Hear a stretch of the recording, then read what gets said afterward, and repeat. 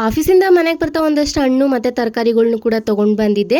ನಮ್ಮ ಚಿನ್ಮಯ್ಗೆ ಬಾಳೆಹಣ್ಣು ಹಾಗೆ ಪಪ್ಪಾಯ ಅಂದರೆ ತುಂಬಾ ಫೇವ್ರೇಟ್, ಹಂಗಾಗಿ ಅವೆರಡನ್ನೂ ಕೂಡ ತೊಗೊಂಡು ಬಂದಿದ್ದೆ. ತುಂಬ ದಿನ ಆದಮೇಲೆ ತೊಗೊಂಡು ಬಂದಿರೋದು.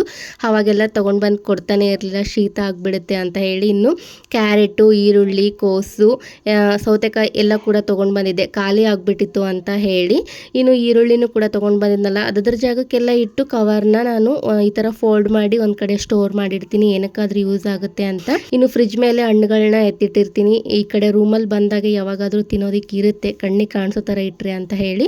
ಹಾಗೆ ಮಧ್ಯಾಹ್ನ ಹೊರಗಡೆ ಊಟ ಮಾಡೋದ್ರಿಂದ ಸ್ವಲ್ಪ ಹೆವಿಯಾಗಿ ಫೀಲ್ ಆಗ್ತಾ ಇತ್ತು. ಲೆಮನ್ ಜ್ಯೂಸ್ ಕುಡಿದು ನಮ್ಮ ಚಿನ್ಮಯ್ಗೆ ಹೋಮ್ವರ್ಕ್ ಎಲ್ಲ ಮಾಡಿಸಿದ್ದಾದ್ಮೇಲೆ ಸಂಜೆ ದೇವ್ರ ಮುಂದೆ ದೀಪನ ಹಚ್ಕೊಂಡು ನೈಟ್ ಊಟಕ್ಕೆ ಅಂತ ಹೇಳಿ ಲೆಮನ್ ರೈಸ್ನ ಮಾಡ್ಕೊಳ್ತಾ ಇದ್ದೀನಿ. ಈ ಚಳಿ ವೆದರ್ಗೆ ತುಂಬಾ ಚೆನ್ನಾಗಿರುತ್ತೆ ಅಂತಲೇ ಹೇಳ್ಬೋದು.